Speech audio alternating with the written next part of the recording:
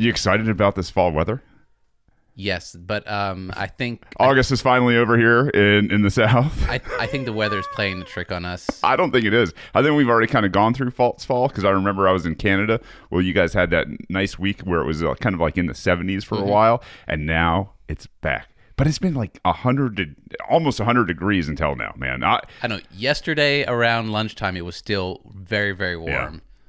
So we'll see. I woke up this morning, man, and I was like, man, Banks going to be here at 9. I got 45 minutes to get everything done I need to get done. Threw a butt on the egg out there. I'm covered in one of my favorite scents, barbecue smoke, peach flavored. This time of year is one of the best time of years, man. Just because it's starting to finally give us a little bit of a break from the silly heat that I think drives a lot of people mad. But at any rate, yeah, I'm excited for this show, man. I think this is going to be a lot of fun. We've got quite a bit to get through. We are going to be talking about the Guyger case today a little bit. We're going to be talking about Biden and Bertie, and we're going to try to get to Maine and a bill out of Michigan. So, ready? Yeah. First, we got something wrong. I guess I got something wrong, but you acquiesced to my wrongness. So I knew you were wrong. Podcast. I was just being nice. I knew it wasn't Chris Wallace because I know what Chris Wallace looks like. Well, you should have told me that. Well, I thought I did, and I thought I said, I don't think it's Chris Wallace. No, we said something first, then I said Chris Wallace, and you were like, okay. They're like, I must be right. But one of our very, very kind listeners who is listening right now, I'm sure, Katie, had a text sent through her husband, actually, Michael. So Thank you, both of you, and told me that I was categorically wrong. It's Brian Williams is the one who the liar. There goes with all the liars, it's kind of hard to pick one out of there goes the whole pack. Your perfect track record with pop culture. I think I've gotten like 3 things that somebody has said something wrong on the podcast. 3 things wrong? No, that people have commented on. I'm sure I've gotten lots of other things wrong. I'm joking. I'm kidding. But as long as I don't get the fundamentals wrong, which is the best things in life are peace, liberty, and free markets. Yeah, I think you're pretty gold, man. Yeah, if you miss 1 or 2 things with pop culture, I actually kind of look at that as maybe a strength and not so much a weakness, because people that can get everything right with pop culture aren't paying attention to the other things, I think. So anyway, we got a great little review here on Facebook that I'm going to take the time to read. Ryan Patrick, thank you very much. This guy has been a big supporter for a long time, and I tell you, I love these reviews, man. So this one's a little different, but it's definitely a fun read. And so the first time I read it, I was scratching my head a little bit at first. But here we go. At first, the service was meh, but they seemed busy, so we didn't mind. Our waiter was, however, prompt with the bread. Their butter is amazing. After I informed him we were in a rush, he stared longingly into my eyes. That's when I found out that I wasn't in a restaurant at all. I was listening to the amazing podcast teaching the principles of liberty. Banks and Shane do a fantastic job. The content is riveting, and I always look forward to the next episode. I definitely will be visiting this establishment for drinks anytime I'm in the area. The fire of liberty is ignited, and now we watch as it spreads from soul to soul. That's it. Very interesting. I mean, this is the most interesting review we've had yet, man. I guess we provide a service. I wish we could provide food as well. It'd be nice to like have a meal with all you listeners at the same time. That'd be kind of cool, wouldn't it? For now, you'll just have to content yourself with our words. Yes, indeed. Tasteful words. They are tasteful. Except you can't taste them exactly. Yeah. I mean, it's I don't know, pop culture reference. There's a I get some of them. So there's a what is it? Pirates of the Caribbean, or I think it's the first one where the bad guys out there, they are kind of like ghost pirates. They're cursed. And their ship sails around, and it doesn't matter how much they eat or drink, they can never, ever be fulfilled. It's kind of like the rebellion, right? It's peace, liberty, and free markets. As much as you can hear about it, you're never, ever going to be fulfilled until you're in absolute anarchy and being left alone. But I digress. Anyway. Well, digression is merited. We're going to talk about Guyger, as you said, which is a fascinating case. But before we get to that, another fascinating case of somebody in prison. on episode 26, which Shane remembered, which is really cool. Rare. We had Ross Ulbricht's mother, Lynn Ulbricht, on the show. And I've been following them for a long time. And today, well, a few days ago, actually, I got, when you listen to this, I got an email from Free Ross. And it's a little note from Ross, and it says, October 1st, 2019 marks the beginning of my 7th year in prison. Though I can still imagine, I believe I have forgotten what freedom actually feels like.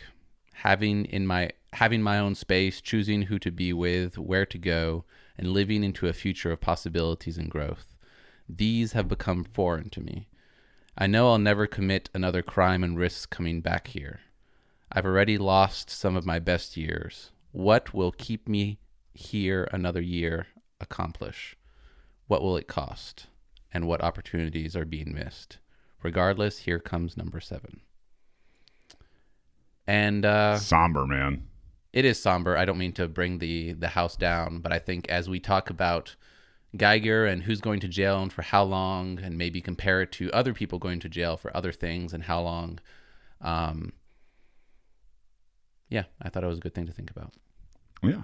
I mean, it is absolutely one of those most horrifying stories. If you don't know it, go back and listen to episode 26. I will link it in the show notes. You can hear the just what this ridiculous government has done and put this family through. Ross, his mother, his friends, and to see how this type of tyranny plays out, man, in our own country, the land of the free, the home of the brave. It's just like, golly, people, wake up. We are this whole enslavement process, this free range human nonsense that we've got going on here in the United States has got to stop. Yeah, there's even the sentence where he says, "I know I'll never commit another crime." I'm still very unconvinced that he ever committed a crime to begin with. Yeah, and surprise, surprise. And I wonder if that's maybe just his, I mean, that can't help but be a thought, like, I never want to come here again, and that's pushing that, or if that's part of him losing himself a little bit and not understanding freedom anymore, as he alludes to. Oh, yeah. I imagine freedom is just so far away from, I mean, how many consecutive years does he have? I mean, it's 2 life sentences plus something. I mean, that's... we'll go down this road and we'll never get off of it. But yeah, I go back and listen to episode 26. And I just wonder if you were in prison for a crime that you don't think you committed. I don't think I'm going Banks. I'll tell you right now. Or a crime that you don't think is a crime that you don't think is a crime. So that's a weird sentence to phrase that way. Do you think that the system could ever bog you down enough that you would just your mind would be changed to think it was a crime? No. The hate, the animosity. I'm going straight to the dark side, man. Don't pass go directly to the dark side. That's where I'm going. Oh, so there's actually a YouTube video that popped up in my recommended YouTube things to watch the other day. Yeah. And it was an explanation about like 30 minutes worth of why the Jedis are the bad guys in Star Wars. And we should do an episode where we listen to that video. I would love to comment on it, because I'm not a big enough fan to have enough insight. Oh. Though I have my opinion, and I actually thought I was just going to boo the whole thing. I was like, boo, boo, the dark side is evil. But there was a few points made. Yeah. And it was weird. You ever seen the... It made me feel very uncomfortable. We could, and that one, we could also do the one where the Karate Kid is flipped on its head. Antagonist, protagonist. Oh, I've heard that where one too. Daniel LaRusso is actually the bad guy. That one I understand better, because these new these new seasons that just came out. Yeah, it's very hard to tell, and sometimes I'm almost annoyed of how they picture Russo as the good guy, even though he does and has like very, very bad idea, like a lot of jealousy and vengeance and so forth. But I'm waiting for it to play out. I haven't gone down. It looks interesting. I just haven't started down that. You want to get to Guyger? I'm sorry. I keep having these tangents. Good and bad guys. I'll tell you right now. This next case is not one of those where it's up for discussion for me anyway. Amber Guyger, the Dallas police officer who was Former police officer. Yeah, who was charged with murdering a man in his own, and Botham Jean is his name, and I want to make sure we point that out. Botham Jean, in his apartment, a floor below where she lived in the complex. She walks in on this guy in his own apartment, shoots him, kills him, and now has been prosecuted. She's gotten 10 measly years for murdering this man. She'll be viable for probation in 5. It's sickening to me.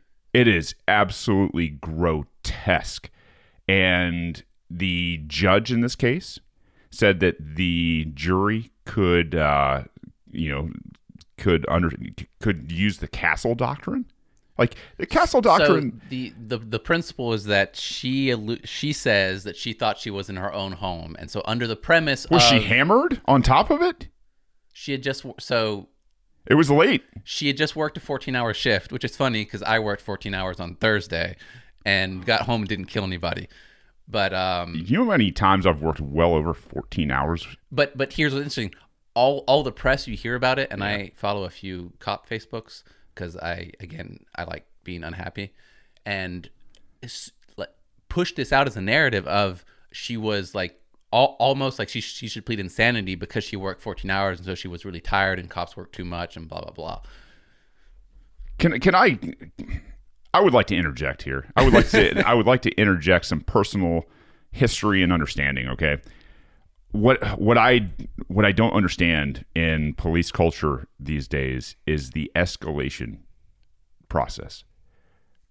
As a United States Marine, I was taught de-escalation from the very beginning. De-escalate, de-escalate, de-escalate, de-escalate. Okay? And that followed me my entire career as a Marine. What are some of the situations, like what are you talking about when you talk de-escalation, like a practical, like this is what would be happening, this is what they told us to do? Yeah, so de-escalation, let's just talk about, like you're on a post, right? Like as a young Marine, especially an enlisted Marine, there's a very good chance you're going to be assigned a post. I mean, between fire watch, which is just your nightly watch, there's always somebody up, there's always somebody on duty, there's always somebody roving in case something happens, in case you're attacked. It gets you used to being in a war type theater so that when something does happen, possibly in the middle of the night, that everybody has a role to play and can be up and ready to defend themselves. Mm-hmm. Okay, so in this case, like de-escalation, let's just say, you're on a post, okay. day, night, whatever. You're in charge of who comes and goes. Okay. And depending on the threat posture of other people, right? Like you've got guns. You and your buddies, depending on your post, if it's you and another person, which it usually is, you guys are in charge of who is coming and going, and you charge everybody who, you approach everybody. And now what you're looking at is their threat posture. Okay, is this person armed? All right, well, I don't need to go out there and shoot somebody who's unarmed, right? Like what I can use is our superior firepower right here to say, hey, listen, you're not coming through here, and either you turn away or we're going to, cuff you. And if it gets to what you're trying to do is stay away from violence, right? If he keeps coming, now if he's unarmed, what you're going to do is not physically kill him yet, right? You're going to detain him. The two of you are going to overpower this person. Right? And you're going to take them down to the ground. And that's why... Is it under the premise that killing him would be unnecessary? Yes. And just be more... If anything else, even if you don't care about the other life, at least like just more complicated, more problems can arise. It's not only that, but all right, why are you coming here? There's a question to be answered, right? What is your purpose in approaching and being here and trying to get through here? So...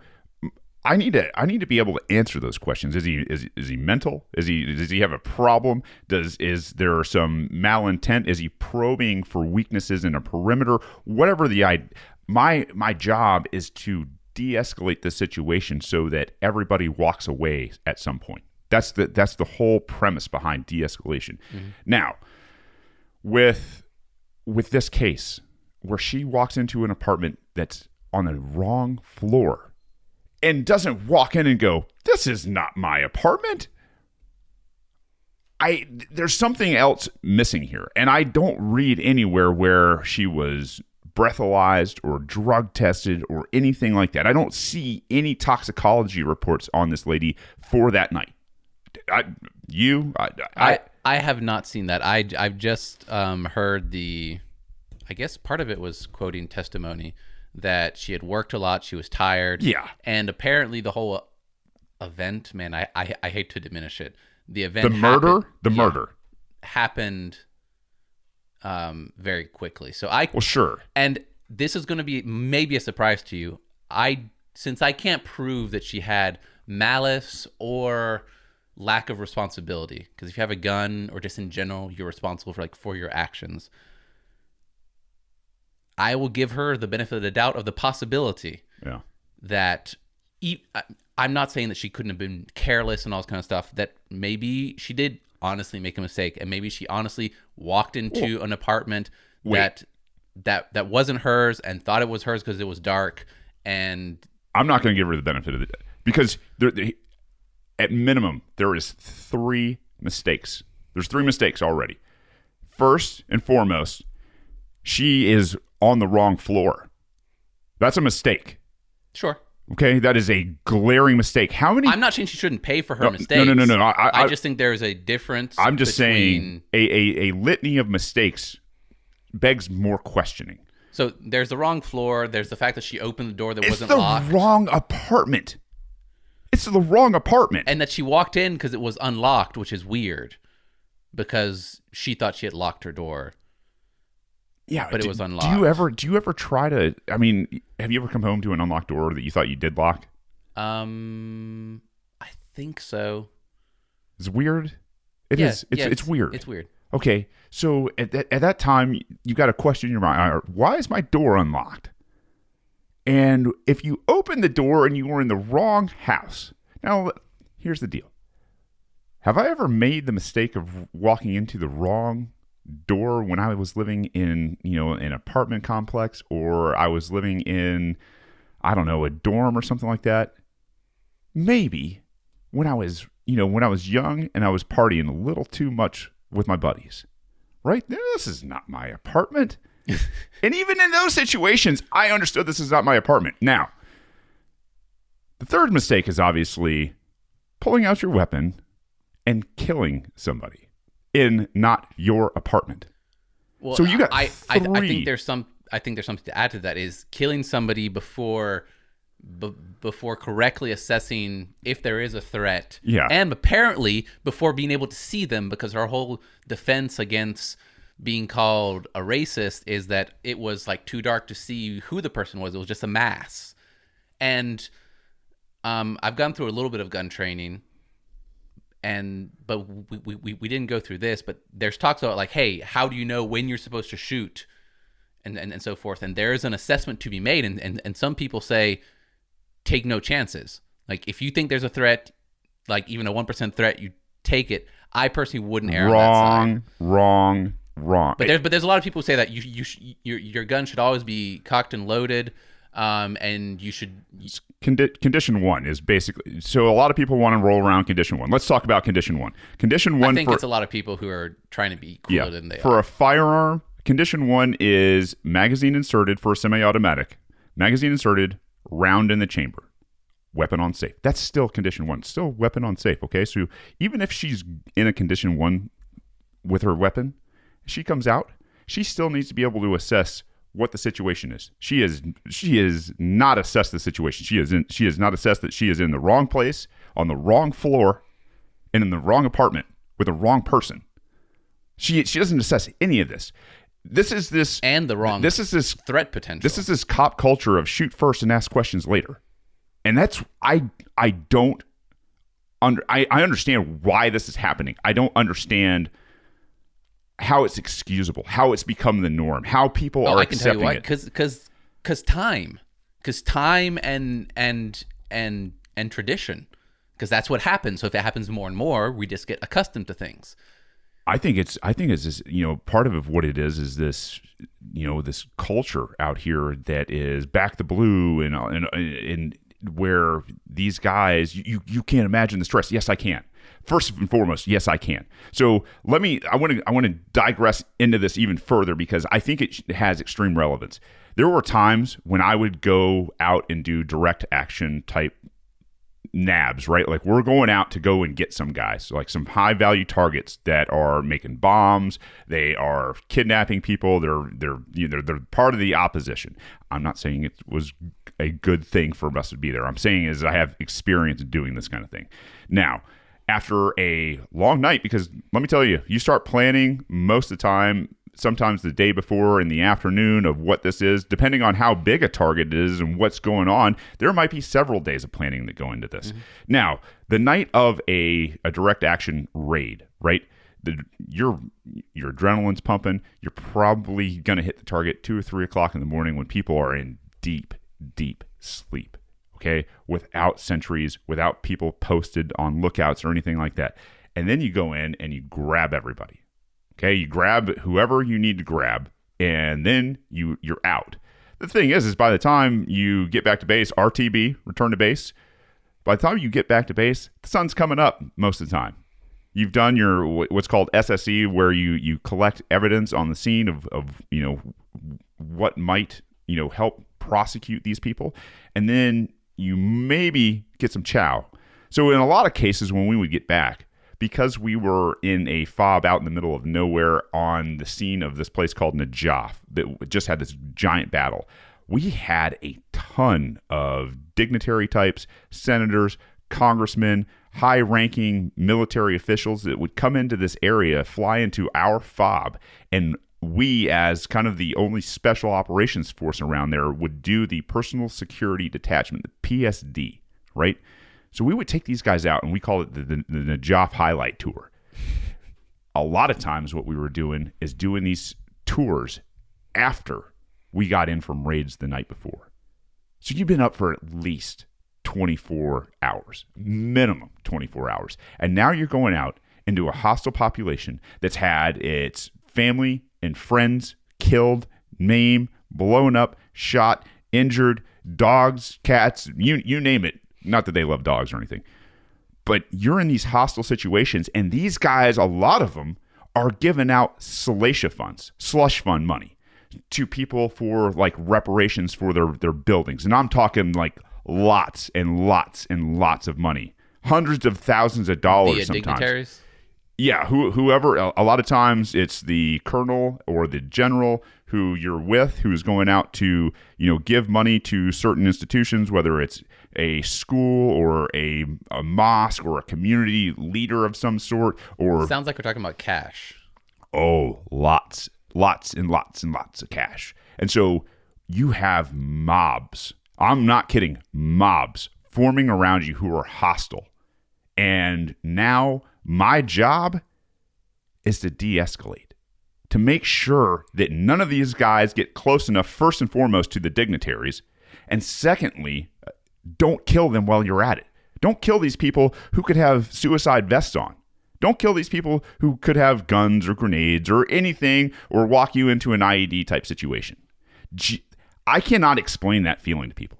I cannot explain that feeling of feeling like you're standing right next to a guy who wants to kill you and being able to do absolutely nothing about it other than de-escalate, make some space, push some people back as nicely as possible on tiny amounts of rest in heat of almost 130 degrees, dehydrated, carrying a couple, I was 300 plus pounds with gear on. So carrying 100 pounds worth of gear, a helmet, flak jacket, you name it, man. Like getting in and out of these crappy Humvees. There's no AC in any of this crap. And still having the wherewithal to not escalate these situations. For this bitch to go into the wrong apartment and kill this guy on the wrong floor, and for her to only get 10 years, this system is so broken. It is fixed from, this inability for us to understand that the politicians and everybody in government who's connected or has money, who is absolutely kind of protected by the same justice system that goes after peaceful people with plants, where there's absolutely fantasy crime and there's no injured party. I look at this kind of stuff and I just think, I can't wait for this to end, Banks. I am so sick of it. I wish more people saw it, because I think the outrage and the groundswell, the critical mass that it would take, this isn't right, this isn't left, this is just human beings interacting with an out-of-control government, and every time it seems like it is the out-of-control government taking away the rights, the liberties, and the lives of American citizens that are supposed to be protected by this very system. It is not only tragic, it is so corruptly criminal that I can't wait for it to end, man. I am done with the system. So I appreciate the insight, and I'll agree vehemently that if you compare the fact that peaceful people, and worse, the vast majority peaceful people who are attacked successfully or just harassed by the system, and you compare it to those who have done real infringements, and the overlap and seems to be out of whack. And we posted something on our Facebook, and it was about a story where somebody who had killed a police dog. Now, even though we joke about the fact that I prefer cats, I actually like them equally, and I think killing a dog is horrific. But somebody who killed a police dog got 45 years in prison. Somebody who killed a human being, being a police officer, got 10 years in prison. The comparison makes it worse, but is not the right word.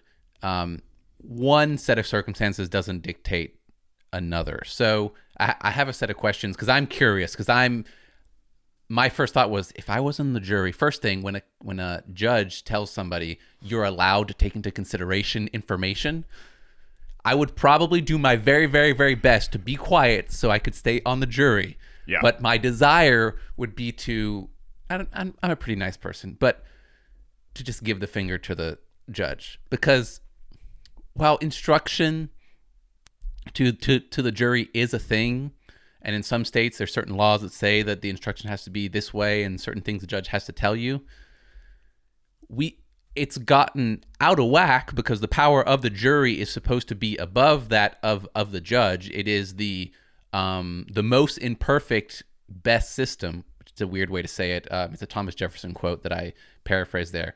It's the best system yet devised by men to apply justice, even though it's still imperfect. And judges telling you that you're not allowed to take into consideration like words that were just said a second ago, or these are the ways that you have to, like, this is a crime, so you have to, if they're guilty of the crime per the letter of the law, you have to say that they're guilty. It's all false. That being said, I couldn't help but think, what would I do if I was on that jury?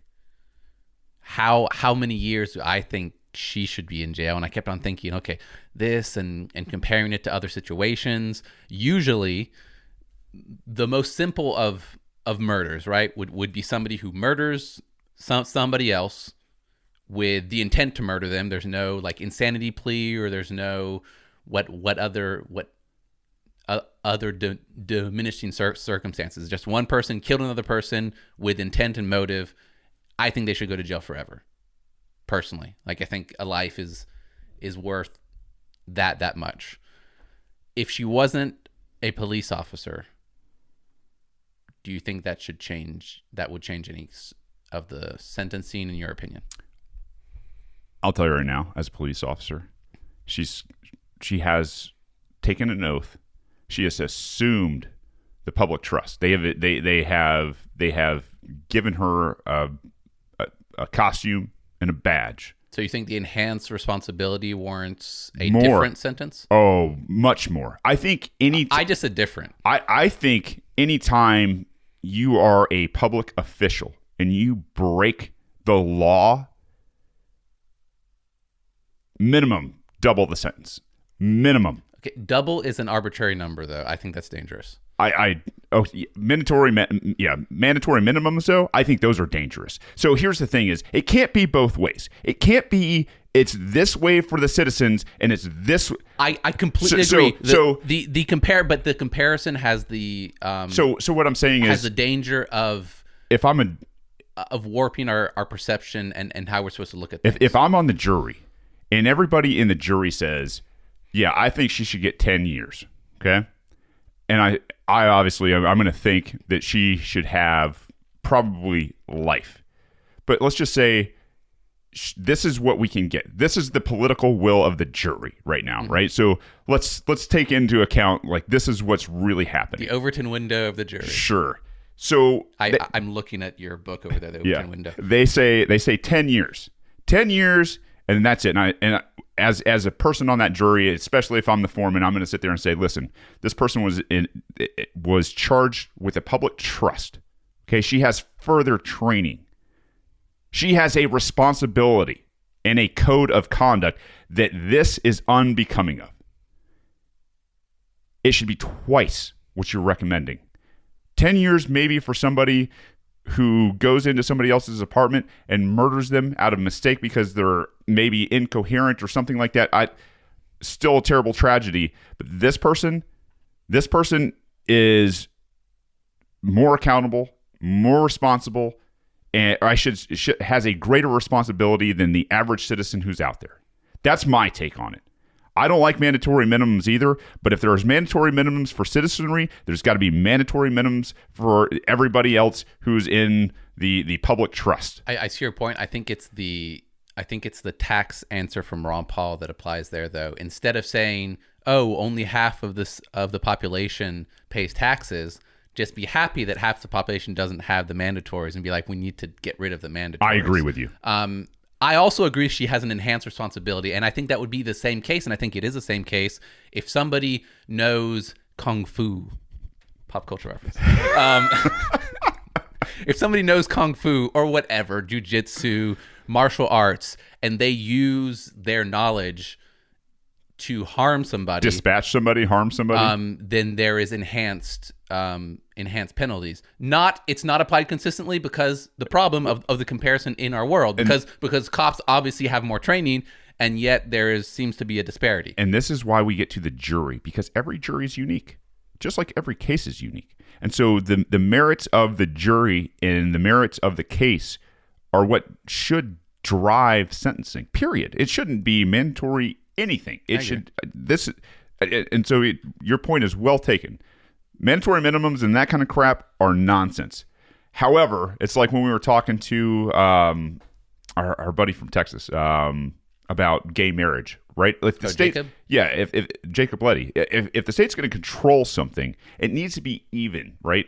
And it makes me feel icky to even say something like that. Life's not fair, Shane. I know. Jesus Christ, man. But it has gotten so out of balance now, especially now seeing this. So I don't know, man. This whole thing makes me sick, man. To see this over and over and over again in our society, the escalation of force, the injustice, the lighter sentences for cops and people in politics and people who are extremely wealthy. It makes me absolutely sick. It makes me yearn for the day that all of this stuff blows up in their face and is no longer. I can't stand it. I definitely understand you, and I don't disagree mostly. I just don't want the narrative, and I could say them or the narrative, it's kind of the same thing, to have us rationalize things based on circumstance instead of based on principle. And it becomes really complicated when you're not sure what the truth is, because we see the comparison, we see the unfairness in the system, yet there's individual cases, and I tend to want to side on the individual case, and I think maybe that martyrdom, for lack of a better term, of staring unfairness in the eye and saying that we're still going to be fair is kind of our strength. That sounds weird, but I'd prefer to err on the side of caution. And so while I think 10 years is too little, not that anybody cares about my opinion, I don't think that I would. I think there are mitigating circumstances that would not make me say life as I normally would with somebody who just was intent on killing somebody and it was clear cut. I would think that there are slightly mitigating circumstances. Do you know what she was charged with? Was it murder or was it or was it manslaughter or whatever the term is when you there's lesser degrees? Yeah, I think I've got it right here, honestly. Let's see. 10 years for killing the accountant. Joshua Brown. No, this is the other story. I believe it's murder. I think she was actually charged with murder, man. And I don't want to. Here's the thing: is in Texas, there's varying degrees of and there's murder 1, 2, 3, right? And then there's manslaughter, involuntary manslaughter. This is not and that's not what it is. Like if you hit somebody with your car, but by accident. So I wonder. I should have looked into it. I'm sorry, guys. I wonder if she could have been charged with involuntary manslaughter because it was like she didn't do it on purpose. I don't know. Yeah. But you know what's interesting is that while this is important, it kind of sidetracks from we've correctly pinpointed that there is there's a deficiency and an unfairness from the system who is upholding itself as fair. But also the way that this was dealt with from the publicly, from the law enforcement perspective. Now, that is something that it's not hard to pinpoint, say that this is good or this is bad. At first, not only did they categorically defend her, but they categorically defamed him, saying that there was drugs in the apartment, which there was. There was a little bit of cannabis. Cannabis. Yeah. All right, so... I didn't see. At least this is something that is clear cut, and if you fix that, you start fixing the whole problem. I want to also bring to your attention because this is the surprise. Haha! I know you love surprises. This is the piece that I wanted to talk about that you hadn't seen yet. Yeah, you told me I wasn't allowed to see it. Yeah. So the neighbor of Botham Jean, the guy who was killed, who was an accountant, neighboring apartment. Let's just set this up first. Botham Jean. Have you seen this guy? Yeah, it was like a bigger black guy. Yeah, he looks jovial. He is an accountant. Okay, he's an accountant. He smokes a little cannabis. Probably a pretty peaceful guy, just hanging out in his apartment and some eating ice cream. So I say that with a smile. When he died, he was eating ice cream. Yeah, some murderous cop comes in. He's probably high. He's maybe high. Maybe, right? Maybe probably. High on life. He's having a bowl of ice cream. I eat ice cream sometimes for no good reason. He's had a productive day of crunching numbers. Seems like a pretty all right guy to me. I mean, really? Trace amounts of cannabis. He's not got bags of it. He's not dealing. He's not doing any of that kind of stuff. And, it's a plant. It grows in nature. Who cares? If we're being honest, even if he was, we would not think that would be I don't care. Yeah. But go on. So the neighbor of Botham Jean, who also testified in the Amber Guyger case, was shot dead on Friday night, 2 days after he testified. So she in what circumstance? Yeah, this is pretty interesting, man. Brown was 28. He was a neighbor. He and Guyger apparently knew each other from only that day. Like they really didn't know each other. However, he had been able to hear Botham, in his apartment. And when he was testifying on the stand, they asked, well, "What did you hear?" He's like, "I heard him singing." And this guy's young. He's black. He is built. Good-looking dude in terms of just athletic. He's well put together. This guy cries on the stand, man. Like he's crying. And they said, well, "What did you hear him singing over there?" And he goes, "Man, I would hear him singing stuff like Drake." and I would hear him singing, some gospel music and things like that. Like this guy painted a picture of who the accountant was, who Botham was. And 2 days after, I guess, this past Friday, he was murdered, man. He was outside. I'll read the article. Yeah, thanks. A neighbor of Botham Jean, who was a key witness in the murder trial to Amber Guyger, has been shot dead in Dallas. Joshua Brown, 28, was gunned down outside of his apartment complex in the city's medical district around 10:30 p.m. on Friday. He was rushed to the nearby Parkland Memorial Hospital, where he died from his injuries. Witnesses say they heard several gunshots and saw a silver sedan speeding out of the apartment complex parking lot shortly afterwards. Police have not apprehended or publicly identified a suspect in the fatal shooting, according to the Dallas Morning News. It's also unclear whether Brown's death was in any way connected to Guyger's murder trial. Brown was a neighbor of both Jean and Guyger, and his shocking slaying comes just 10 days after he broke down on the witness stand as he recounted the night Jean was fatally shot by Guyger.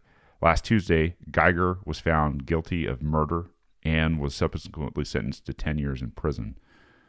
Following the news of Brown's death, Dallas County Prosecutor Jason Hermes, who led the prosecution of Guyger's trial, paid tribute to the young man for bravely agreeing to take the stand. He bravely came forward to testify when others wouldn't. If we had more people like him, we would have a better world, Hermes said. Meanwhile, Lee Merritt, the attorney for Botham Jean's family, revealed that Brown was worried that gun violence might also end his own life. In a Facebook post shared on Saturday, he wrote, "Brown was still visibly shaken up from the incident when he took the stand to testify on behalf of the prosecution. His murder underscores the reality of the black experience in America." That is... It's not. I'm sorry. A former athlete turned entrepreneur, Brown lived in constant fear that he could be the next victim of gun violence, either state-sanctioned or otherwise. We have more work to do to deal with the constant threats to our community, both from within and without, Merritt continued. Brown deserves the same justice he sought to ensure the Jean family. The Dallas County criminal justice system must be mobilized to identify the killer and see that he is held accountable for his murder.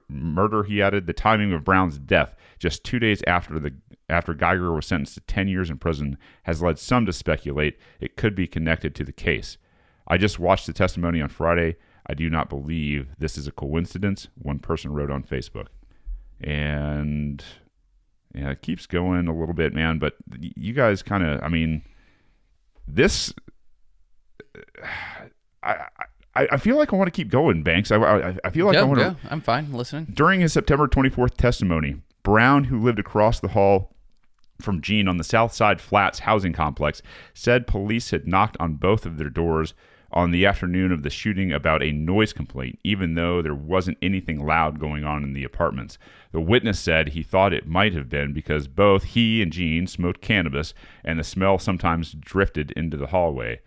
That night, Brown left his apartment to go watch a football game, and when he came back just before 10 p.m., he heard 2 gunshots and a commotion in the hallway. He said looked through his peephole and saw Guyger crying on the phone in the hallway and telling whoever she was speaking to that she had gone into the wrong apartment. He said she went back into the apartment and came out again to meet officers arriving on the scene.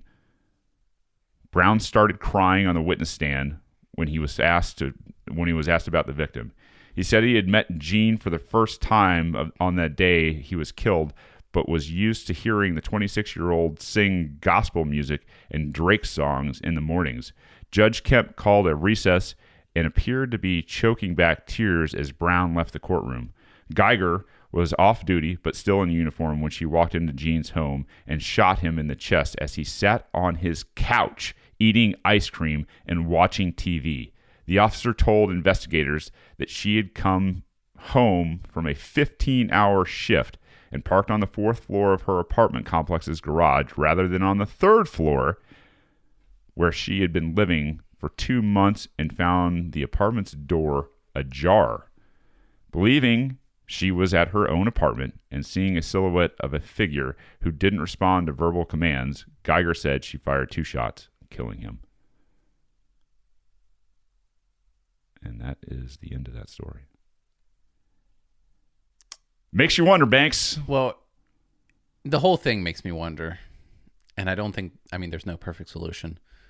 But I have a perfect solution. I really do. No, there's no perfect solution because he's dead, and you can't fix it. I can tell you right now. If king for a day, I can fix this. Cops,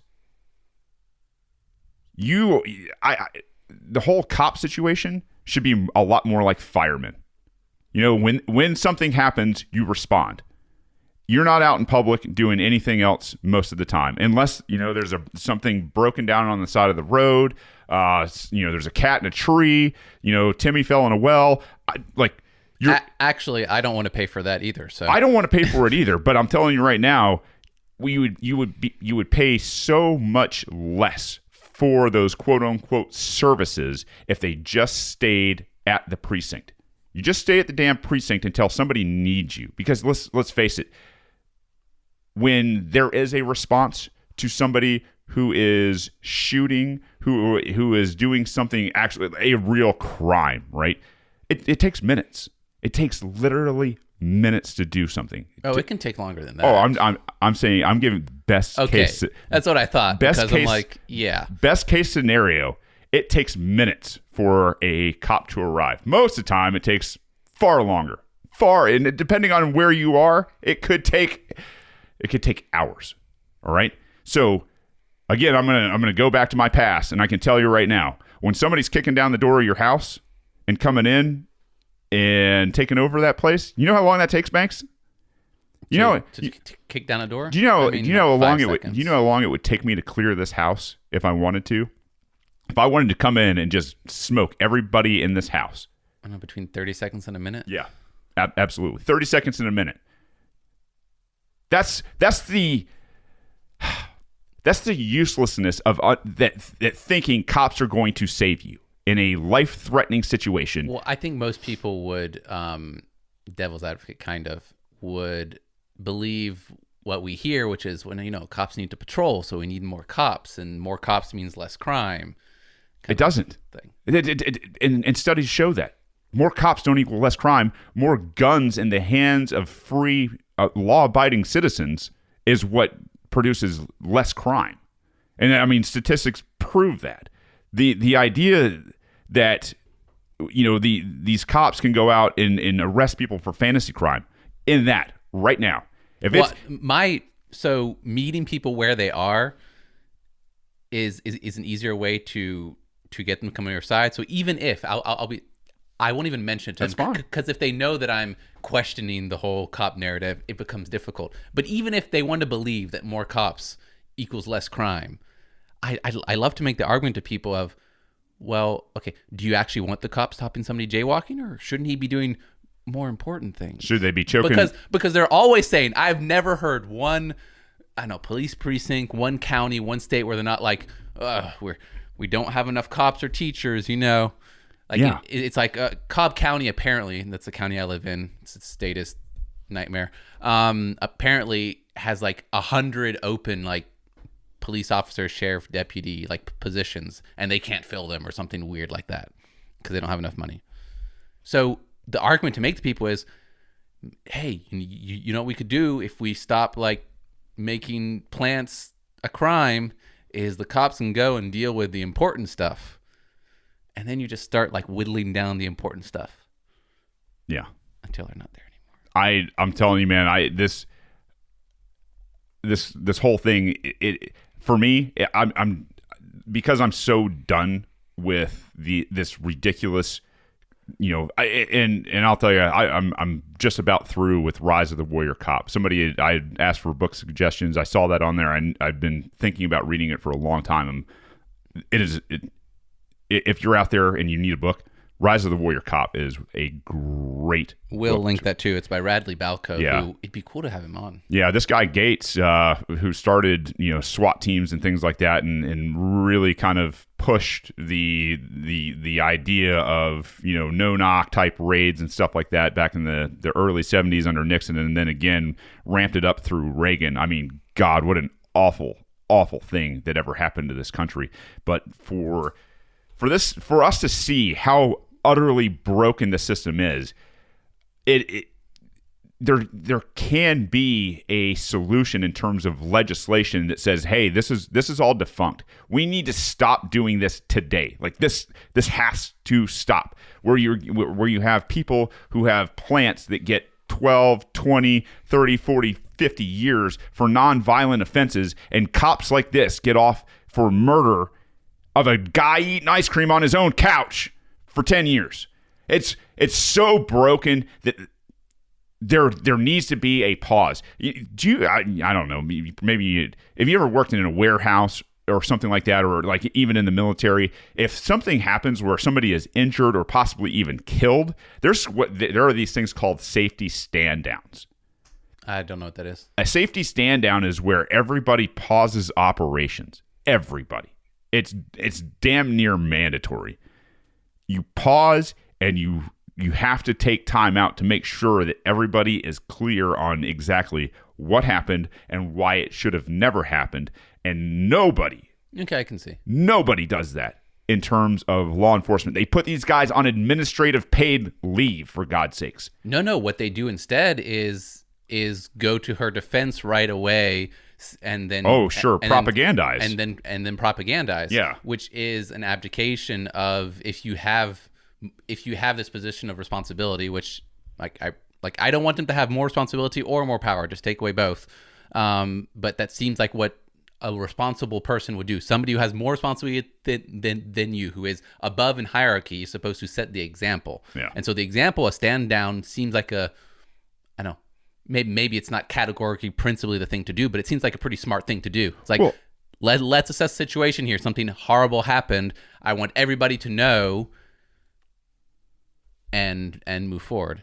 Yeah, that's... I just think in this day and age where this country is on such pins and needles right now, and everybody is disgusted with part of the state. And I'll tell you right now, I think you ask 99% of people, when they're around a police officer, or being followed by a police officer, or see a police officer on the side of the road, do they feel safer?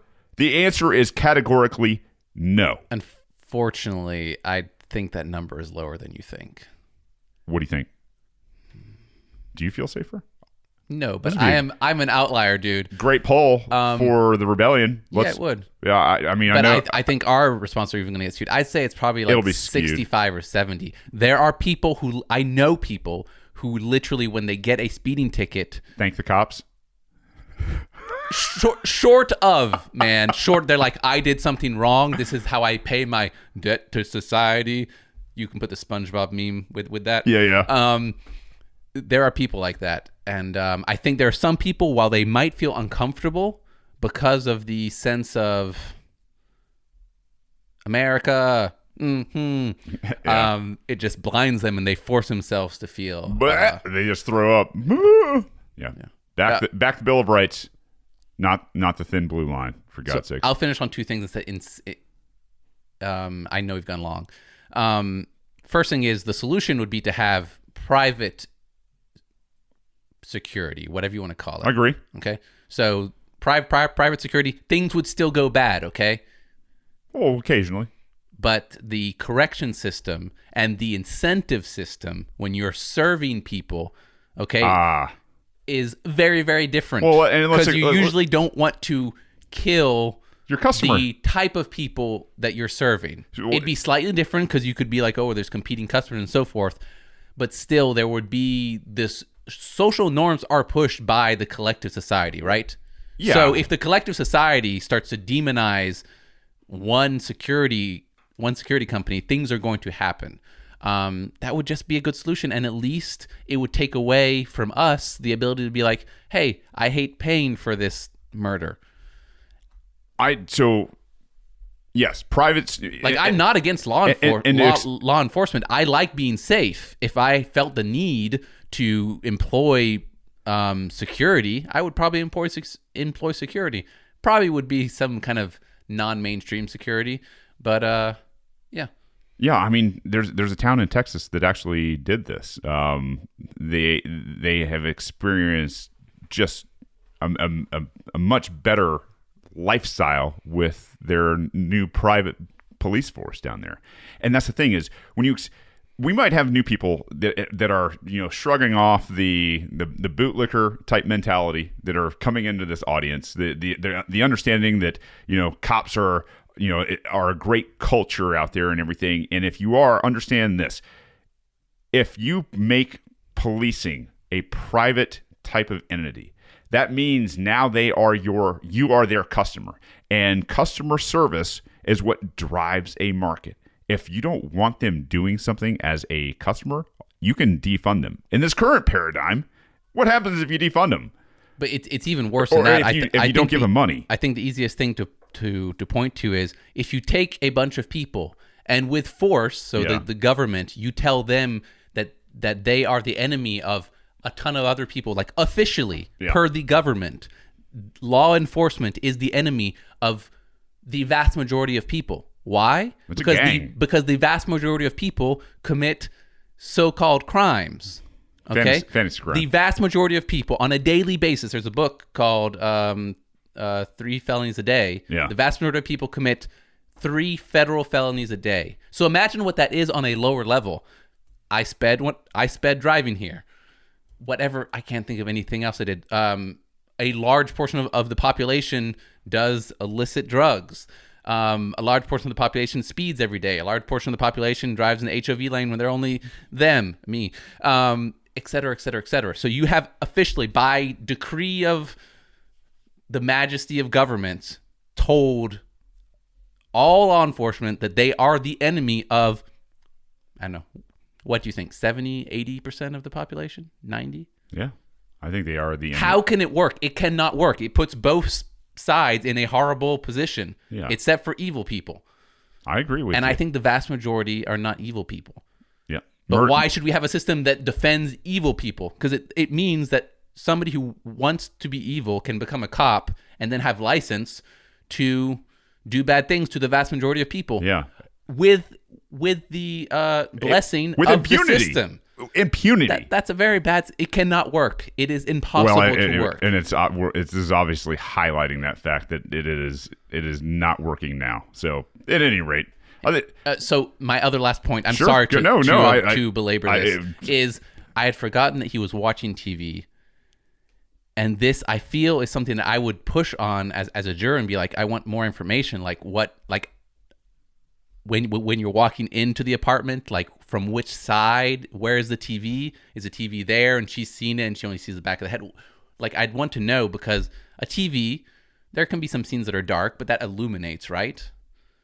He is sitting, and somebody who's sitting on a couch. Even a silhouette that is that you can't make out. I wish we could know what was playing on TV at that time.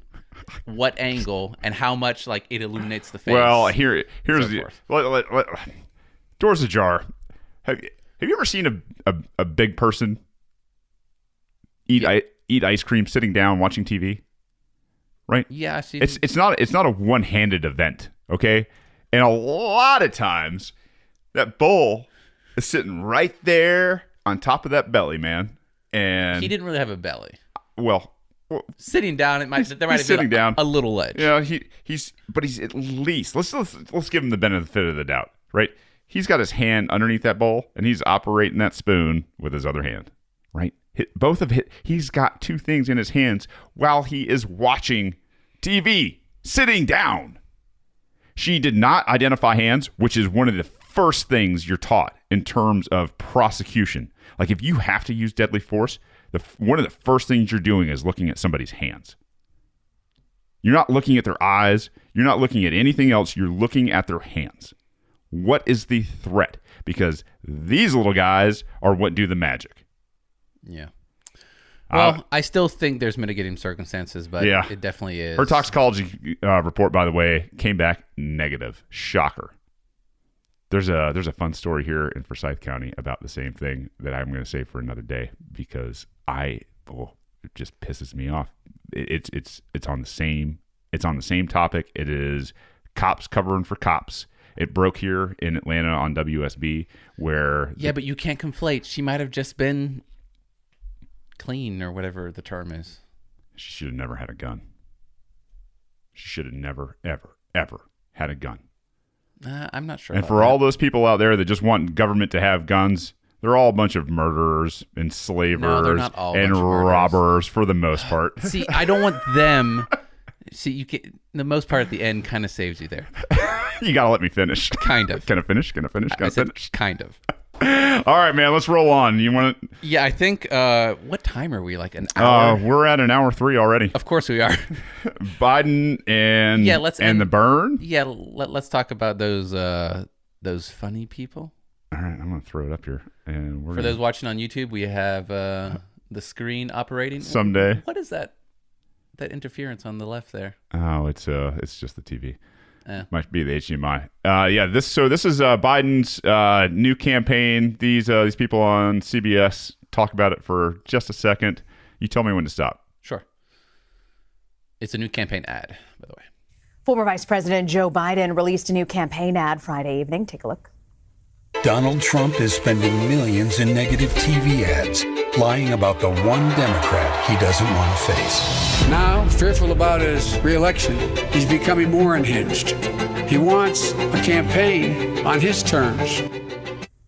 Well, Biden has also addressed the president's attacks Stop with it. reporters.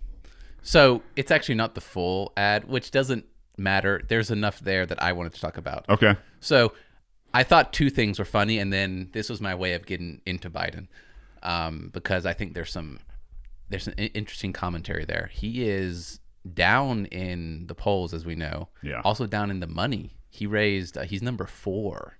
There is Warren in front of him, Sanders in front of him, and Pete Buttigieg in front of him, or Pete Buttstuff, as Dave Smith calls it, which makes you laugh every time. And I wish I could know if Pete finds that joke funny, because if he did, I would kind of like him a little bit more. He probably does, because I man. think it's funny. Yeah, I mean, come on. From a comic, it's funny. I mean, it really is. But he does. He literally starts the ad saying that Trump is spending millions of dollars on negative TV ads, while spending millions of dollars on negative TV ads. Yeah.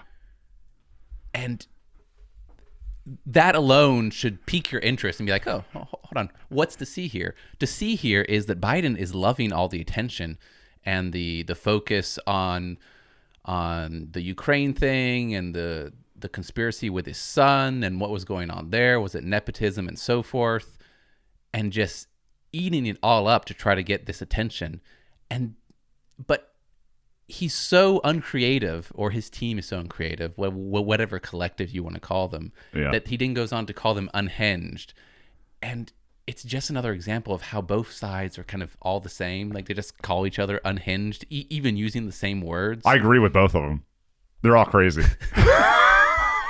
Well, anybody who believes that the government should be doing even a percentage of what they do is crazy, in my opinion. But what I thought was more interesting is to talk about the actual Biden thing. And I keep on seeing people on both sides. So there's some people who just don't acknowledge it, and they'll be like, "Oh, this is a complete conspiracy, and it's been refuted, and there's nothing here to see whatsoever." But the facts are, even if you don't think there was improprieties, the facts are that Biden's son had a job for some Ukrainian oil company, making $50,000 a year, and that's at least a fact. That's not like nobody says this wasn't happening. Right. He was a VP, or he was on the board. I'm sorry. And I see people from both sides talking about that. Even if some are saying that there's no conspiracy behind there, that it's all the up and up, and they conflate it with, oh, this is just what happens. Like, yeah, sometimes your dad is rich and they get you a good job. Sometimes your dad is vice president and they get you a good job. And the fact that this is conflated between government and private sector, when I'm listening to it, and I hear it all the time, is driving me insane, Shane. Yeah. So why is it driving me insane? Because the government should never be in the private sector. Because it's not the same thing. So is life unfair? We already established that previously. Of course it is. If your dad has whatever, I don't know, he owns 1 million gas stations, right? And he's super, super rich. And he names you vice president of the gas station company. And you do nothing. You just buy a yacht and have fun and jet set and whatever. Is that kind of unfair? No. Let's say you're a dimwit and It's you're not even grateful for your dad, and you're really a douche in general in life. Is that fair? Well, I don't know. Is your dad always gone? Is he never around? Is he? Oh, you've made it more complicated. No. Here's the thing: I get your point. Life will never be fair. It isn't fair. It can't be fair. It's just one of those things. And I think Neil Bortz used to say that some people just win the lucky sperm club, okay? Like, there are some people out there who are born into unimaginably wealthy, luxurious type of lifestyles. This is the Bidens. I mean, for God's sakes, it is. But here's the thing. You're almost doing it. There's conflation. Comparing that to what happens with Biden, okay? And the fact that he's freaking vice president and that probably helped his son get a job making $50,000 a month for an oil company when he had no expertise in oil is very, very, very different from, or whatever other deal John F. Kennedy named his brother attorney general. I don't know all the other ones, but you're sure there's a bunch of nepotism going on, right? And some of it is probably not the worst thing. Like, if somebody needs somebody to work for them, they probably want somebody to trust that probably happens to be one of their family members or friends or whatever.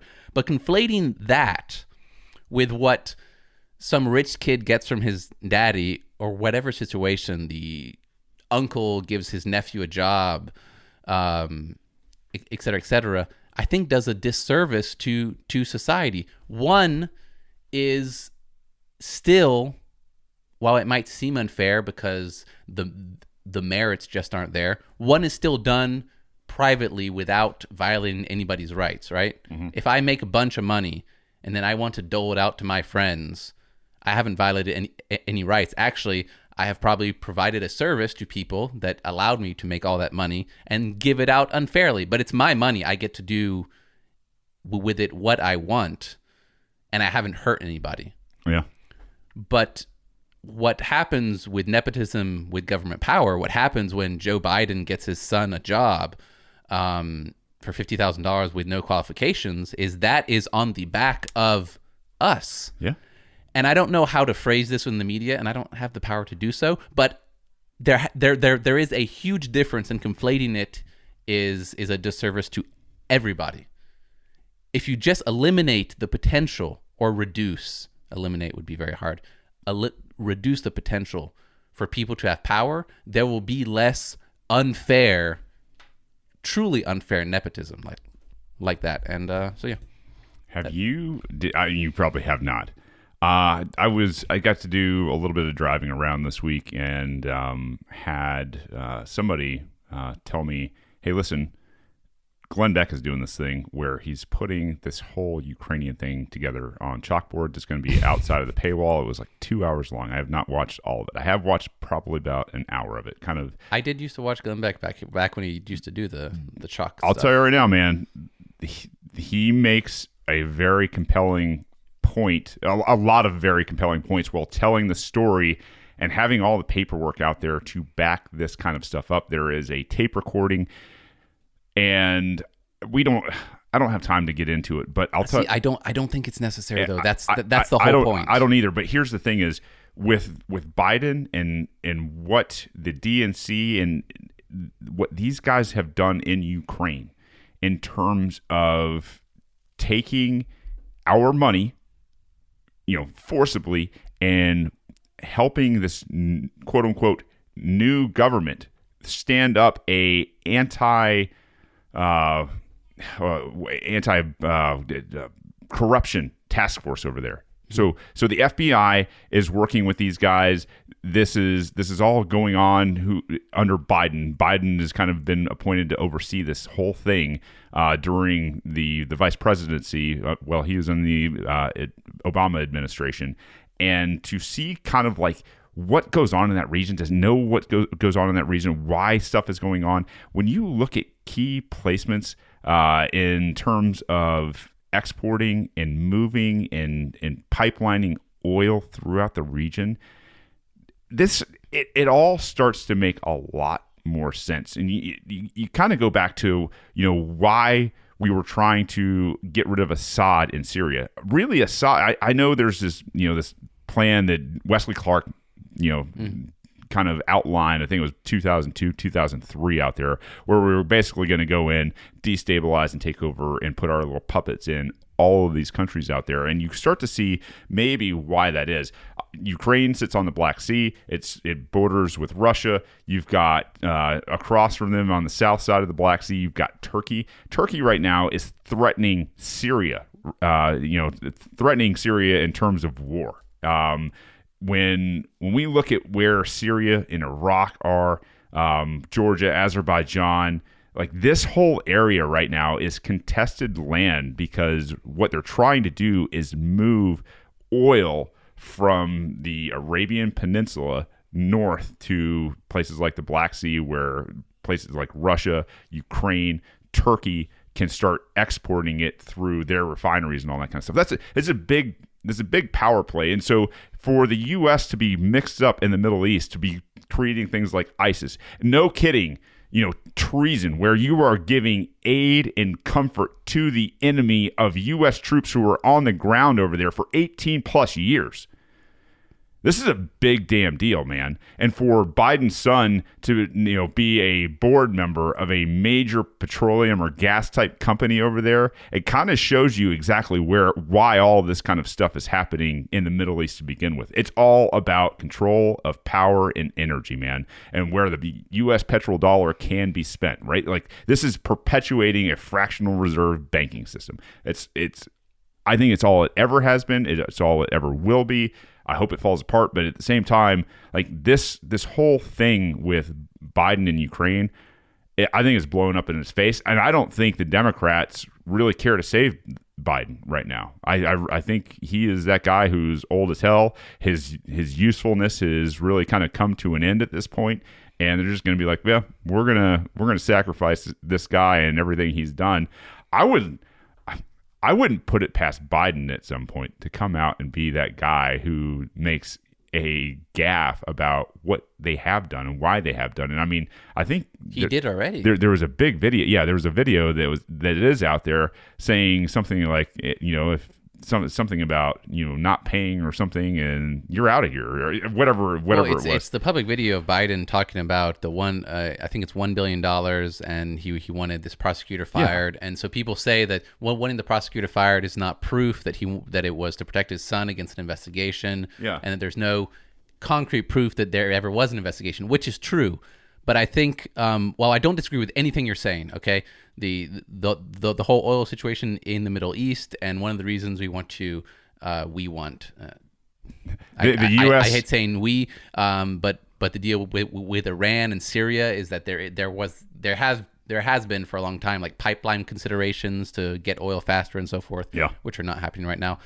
I don't think that's untrue, and I think different people attack it from different ways. But I think one of the bigger and potentially more effective, because that's what people care about in the forefront. Mm-hmm. Unfortunately, not enough people care about the Federal Reserve and fractional banking and the cartel on money and not understanding what money is in the first place.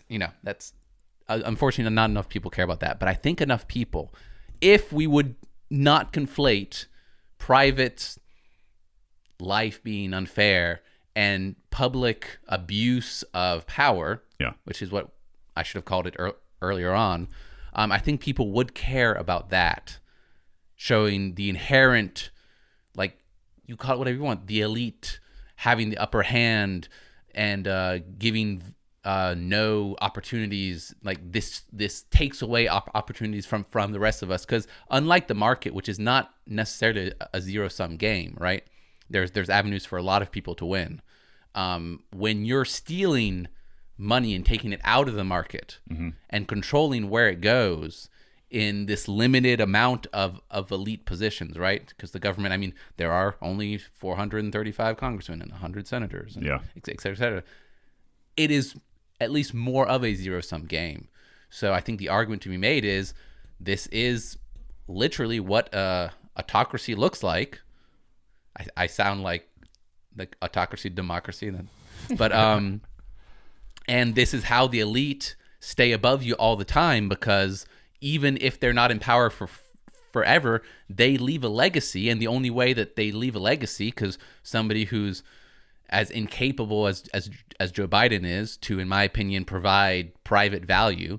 I guess he is a lawyer. Maybe he could be a lawyer in the private market, but he can't really prove that because he's worked for the government his whole life. Mm-hmm. This is how they stay above you, even when they don't provide a good service, because they'll stay rich. And if you're rich, you have more opportunities. And so their kids just get easy $50,000 a month.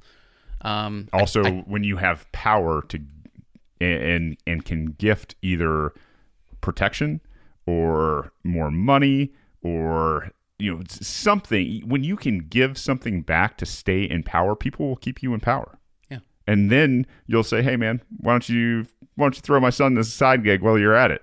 So it's a never-ending cycle. So people are very capable of talking about how things are unfair. They just don't have the right focus. And then people are very capable of talking about how money, like politics, it's all like bought and paid for and so forth. So if you let those, if first you conflate and you demonize other rich people potentially not meriting what they get because they got it from daddy, mm-hmm. And then you let the real rich people who really have the opportunity to enrich themselves and make sure that there's a legacy of enrichments, just like, it's a never-ending problem. If you can pay for politics and then you can make sure that even when you don't provide value, your son gets rich, then they can pay for politics. Yeah, it's awful. And here we are. I guess we said we were going to mention Bernie. Is he dead? Yeah. No. And Bernie, he's a tough old curmudgeon. That is just a joke. I don't want him to die. No, we need a very good example of what communists and socialists are. Bernie he's great. This guy, he has no understanding of economics. He doesn't look like he is that guy. But how old is Bernie? 78-ish? Well, let's hear from Bernie. Oh, okay. Right here. Maybe. Come on, Bernie. Maybe he is dead. Hold on.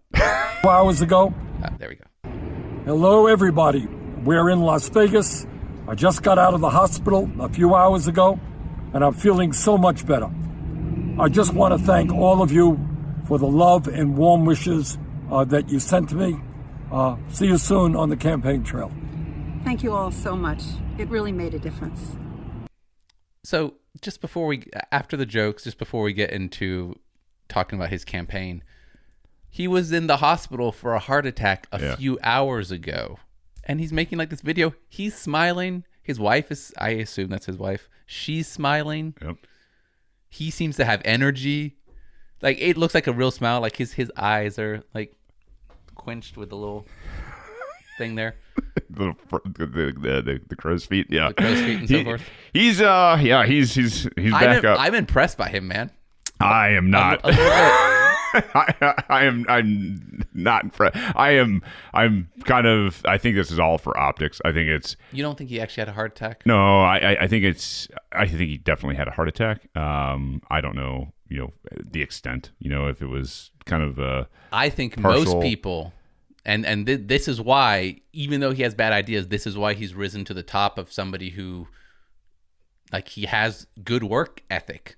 I know that sounds weird, but apparently he does. Yeah. And most people who would have a heart attack, whatever level of heart attack, would not have this kind of energy or be out like filming selfie videos. There's more people to fool and fleece out there. His job is not done yet. Apparently, he is a formidable opponent. Is all I'm saying. I will. Bernie is definitely a formidable opponent. The fact that he won the DNC last year and then they stripped him of it because they're a bunch of crooked bastards. Look, the guy, you cannot take that away from him.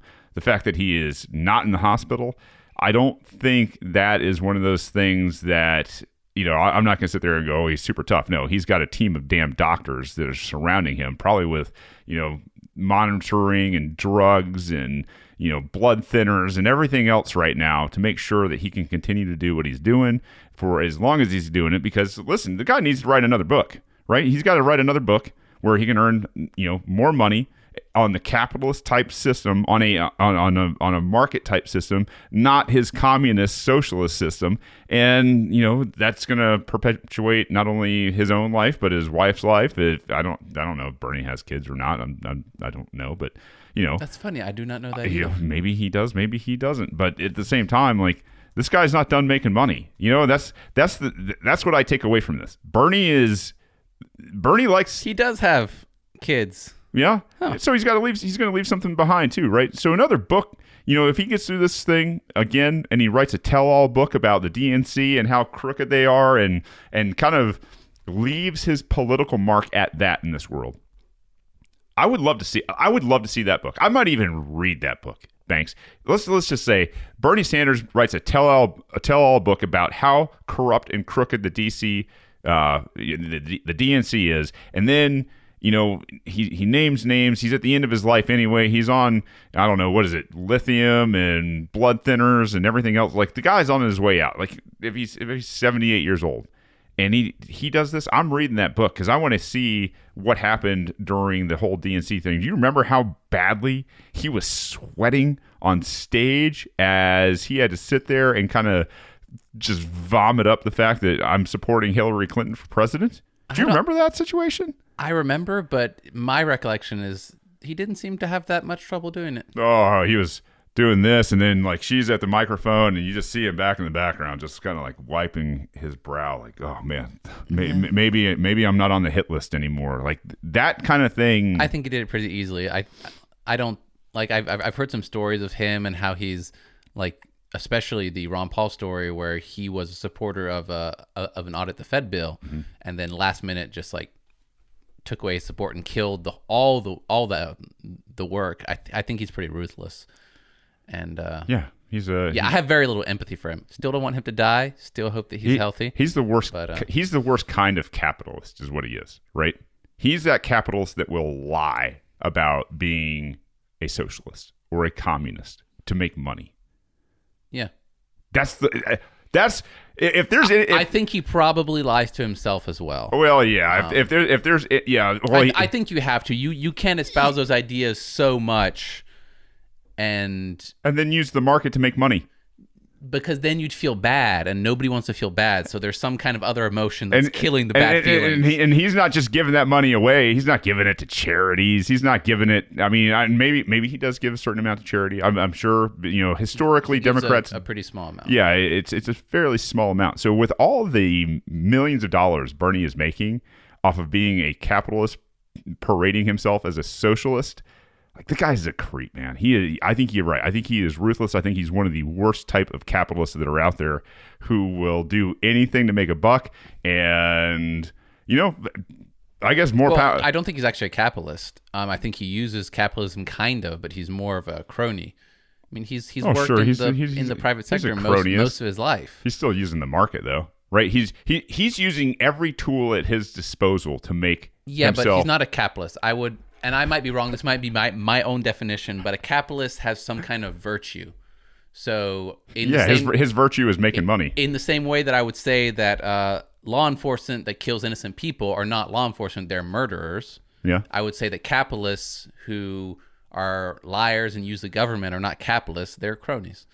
Yeah, he does that, but he also uses the free market to make money the good old fashioned way. Yeah, but his virtue is gone, and I will not.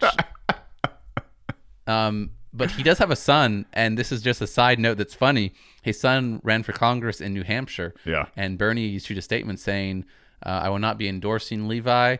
He'll be running his own campaign in his own way with his own ideas. Wow. Yeah, I'm sure there will be. Wonder what's going on there. I'm sure he will not help him like he did not help AOC. Just an idea.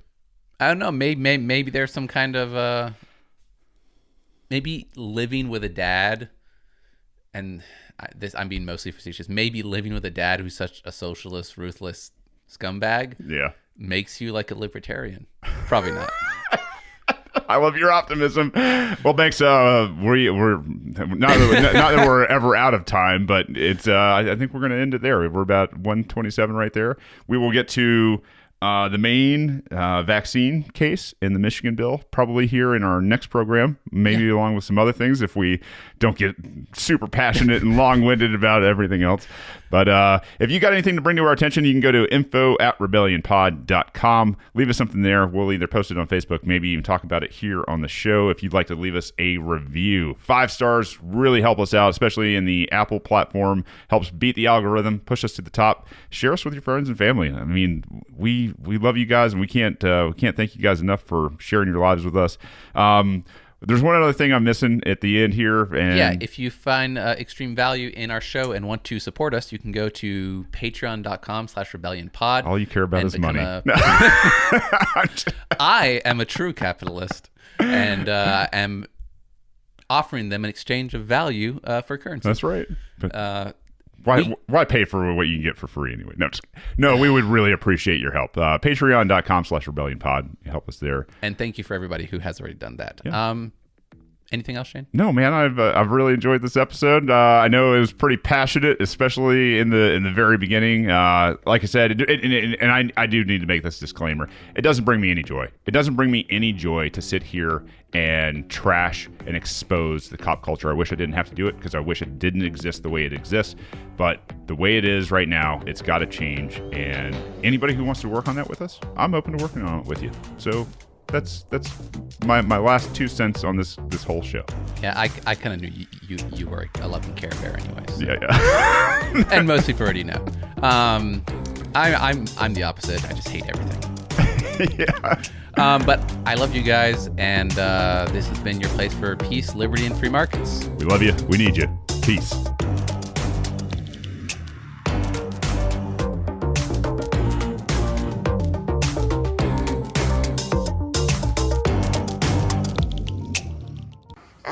Don't hurt people and don't take their stuff.